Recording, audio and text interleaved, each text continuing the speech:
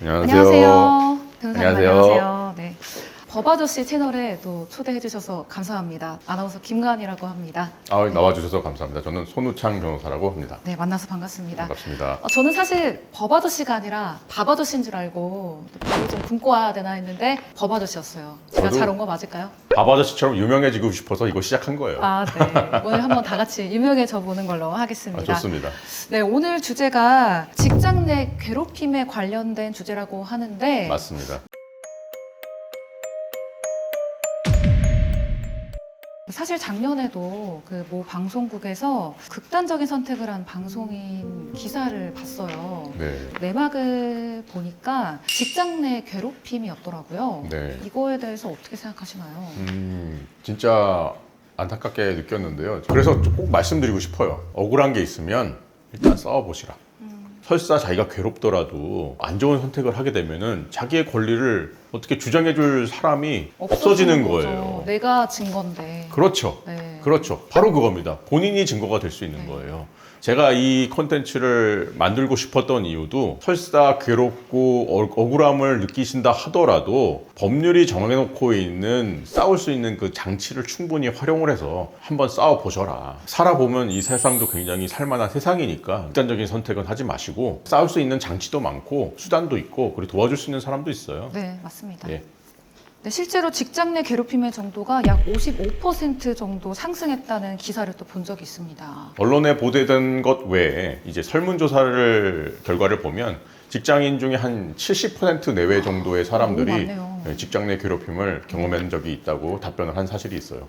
심각한 문제입니다. 네. 이게 언론에 보도될 정도로 큰 피해를 입기 전에 법으로부터 보호받을 수 있는 방법은 없나요? 당연히 보호받을 수 있습니다. 근로기준법이라는 법에서 직장 내 괴롭힘을 당하는 사람들이 권리를 보호받을 수 있는 규정을 마련해 두고 있어요.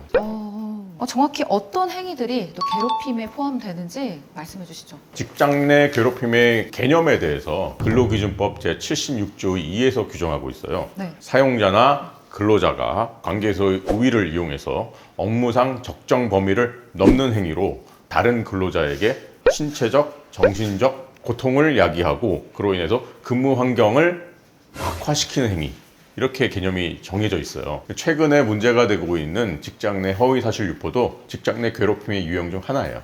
맞아요. 사실 직장 내 허위사실 유포도 은근히 암암리에 굉장히 많아요. 저도 회사 다니면서도 들은 적이 있거든요.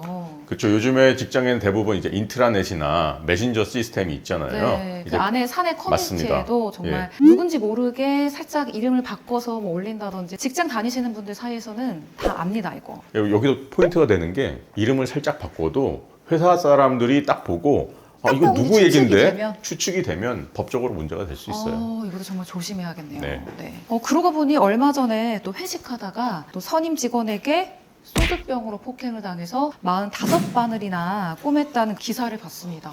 좀 황당한 일이죠. 굉장히 좀 충격적인 기사였는데요. 이것도 괴롭힘에 해당이 되겠죠? 만약에 이제 그 행위를 한 사람이 사용자라면 근로기준법에서 별도로 처벌하는 규정을 두고 있고요. 네. 다쳤다면 형법으로도 처벌받을 수 있습니다.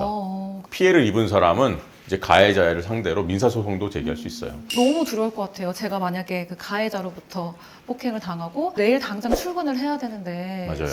너무 출근하기 싫을 것 같아요. 지금 말씀하신 것처럼 출근하기가 싫잖아요. 네. 이제 직장 내 괴롭힘의 문제가 바로 그거예요. 단순히 괴로울 뿐만 아니고 출근을 하기 싫고 일하기 싫으면 그 회사에도 안 좋은 거잖아요. 그렇죠. 이게 개인적인 문제로 치부할 수는 없는 문제입니다. 네, 맞습니다. 만약에 진짜 내가 직장 내 괴롭힘을 당한다면 이거를 어디에도 도움을 청할 수 있을까요? 회사에 이런 직장 내 괴롭힘 업무를 관리하는 담당자가 있어요. 네. 네. 그분들한테 먼저 신고를 하시는 것이 1단계입니다. 만약에 그런 부서가 없다면 어디에 물어봐야 돼요? 있어야 하는데 없는 데도 있을 것 이제 같아요. 없다면 회사 주소지를 관할하는 지방 노동고용사무소가 있거든요. 네, 거기다가 민원을 접수하시면 되는데 네. 민원 접수를 되게 어렵게 생각들 하시더라고요. 사실 근데 저도 한 번도 안 해봐서 너무 어려워요. 되게 쉬워요. 이제 자기가 직접 갈 필요도 없어요. 그럼 어떻게 해요? 인터넷이 있잖아요. 요즘에 인터넷. 노동청 홈페이지에 들어가시면 온라인 민원 신청을 클릭해서 거기 안에 들어가서 자기가 입은 피해 내용을 세세하게. 네, 최대한 자세하게 민원을 제기할 때는 팁이 있는 게 시간 순서대로 어떤 일이 있었는지 육하 원칙에 따라서 육하 원칙에 따라서. 예, 가장 중요한 게 증거 수집이다. 검사, 변호사, 판사. 이 모든 사람이 신이 아니다. 그 어떤 일이 발생했을 때 그 일에 대해서 가장 잘 아는 사람은 당사자다. 맞아요. 당사자가 제일 네. 잘 알고 있어야 돼요. 네. 준비할 수 있는 증거를 최대한 잘 준비해서 설득을 해야 그 판단을 하는 사람이 가장 적절한 판단을 할 수 있거든요. 이미 증거 수집이 안 된 피해가 있다면 대부분 이런 직장 내 괴롭힘은 약간 지속되는 특성이 있거든요. 너무 힘들 것 네. 같아요, 진짜. 그러면은 이거 내가 뭔가 조치를 취하겠다. 그런 마음을 먹은 순간부터 증거 수집하셔도 늦지 않아요. 네, 정신을 똑히 차리고 네. 빨리빨리 진행해야겠네요. 네. 그렇다면 증거도 굉장히 유형이 많을 텐데 이메일 주고받은 것도 있을 거고요. 전화, 유선상으로 녹음한 내용도 있을 거고 아니면은 뭐 CCTV가 있을 거고 너무나도 많을 텐데 뭐 어떤 것들이 또 다른 게 있을까요? 지금 말씀하신 게 모두 증거가 될 수 있고요. 네. 자기가 피해를 당했던 걸 같이 목격했던 사람의 진술도 증거가 이거 될 정말 수 있고요. 중요하겠네요. 맞아요. 근데 그런 목격자도 구하는 게 또 너무 일일 것 같아요. 왜냐면은 그래서 내 일이 아니니까. 맞아요. 자기 일이 나는 아니니까. 모르겠어. 나는 미안해. 이렇게 예. 할 수도 있고. 맞아요. 그래서 가장 좋은 거는 녹취록이죠. 그러면 이렇게 증거 수집을 완료했어요. 그 다음부터는 어떤 절차를 또 밟아야 할까요? 앞에 말씀드린 것처럼 직장 내 괴롭힘 업무를 담당하는 네. 회사 측 사람에게 신고를 하셔야 됩니다.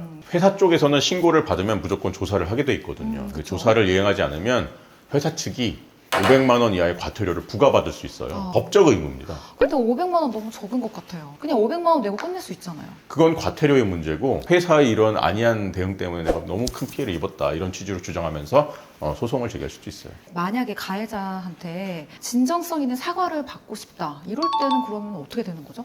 그렇게 하면 됩니다. 이제 직장 내 괴롭힘으로 신고했을 때 모든 조사는 피해자의 의사를 가장 최우선적으로 고려해서 진행되게 돼 그게 있어요. 가장 먼저군요. 맞습니다. 가해자도 정말 진심 어린 사과를 하고 앞으로는 이런 일이 없도록 하겠다 동의를 해주면 마무리할 수 있습니다. 이거를 우리는 약식 조사라고 불러요. 약식 조사. 근데 사실- 그렇지 않고 피해자가 나는 약식 조사 필요 없다. 정식 조사와 징계 처분을 원한다. 저도 공감해요. 저 약식 조사 필요 없어요. 저라면은 금융치료 제대로.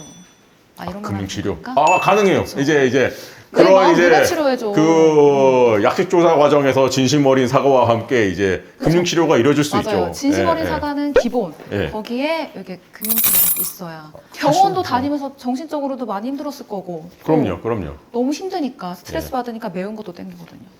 그럴 수 있죠. 또 배달 음식 얼마나 많이 주문하겠어요. 맞아요.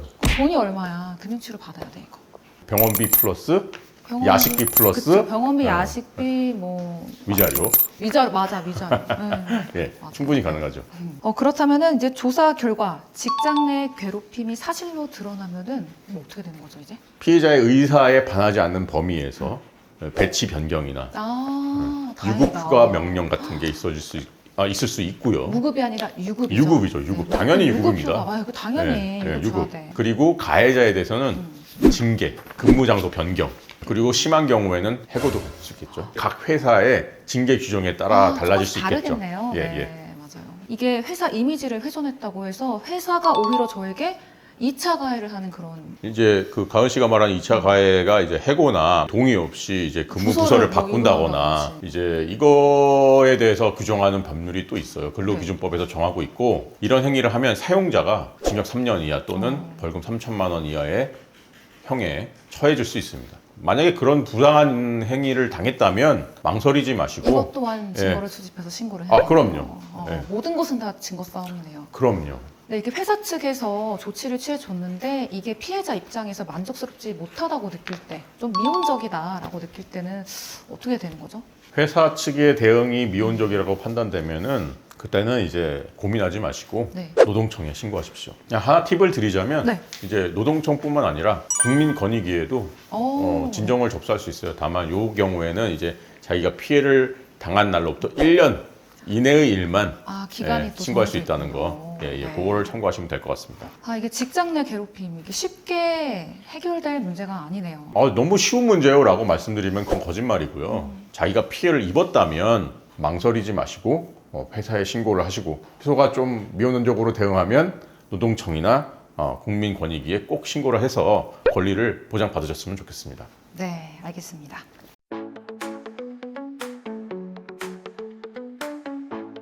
오늘은 변호사님과 함께 직장 내 괴롭힘에 관련된 이야기 나눠봤는데요. 괴롭힘 없는 일터 모두의 존엄에서 시작됩니다. 혹시 오늘 법 아저씨에서 궁금하신 점이 있다면 댓글로 자유롭게 남겨주시고요. 영상이 도움이 되셨다면 좋아요와 구독 버튼 부탁드립니다. 다음에 더 알찬 법 이야기로 찾아오겠습니다.